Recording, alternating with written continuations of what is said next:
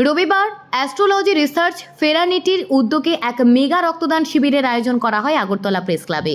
এই রক্তদান শিবিরে সম্মানিত বিশেষ অতিথি হিসেবে উপস্থিত ছিলেন আগরতলা মিউনিসিপ্যাল কর্পোরেশনের মেয়র দীপক মজুমদার সহ অন্যান্য সম্মানীয় অতিথিগণ। আজকের এই রক্তদান শিবিরকে ঘিরে বিশেষ উৎসাহ উদ্দীপনা পরিলক্ষিত হয়।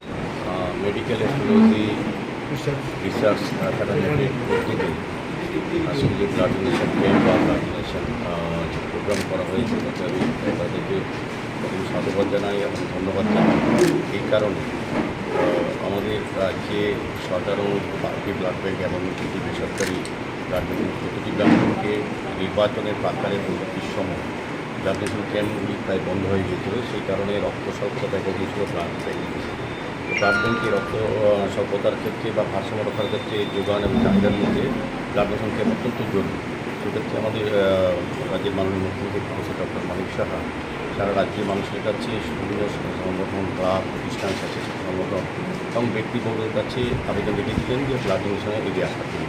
তো আমি আজকে বলব তাদের উদ্যোগে যেটা হয়েছে, এখানে আমাদের যিনি কর্মদার আছেন মহোদয়া সহ যারা যুক্ত আছেন সভাপতি বা ওনারা প্রত্যেকে শুভেচ্ছা জানাই। কারণ আমরা জানি রক্তের কোনো বিকল্প নেই। রক্ত বিকল্প হচ্ছে যারা আজকে রক্ত দিচ্ছেন তাদেরকে আমি ধন্যবাদ জানাই। তারা তাদের জীবনের শ্রেষ্ঠ কর্ম, শ্রেষ্ঠ মানব ধর্ম পালন করছেন বলবো। কারণ এটার বিকল্প আমরা এখন রক্ত তৈরি করতে পারি না। এগুলো হচ্ছে মানবতা, মানসিকতা এবং মানুষের পাশে থাকা। তো আমি আবারও তাদেরকে ধন্যবাদ জানাচ্ছি।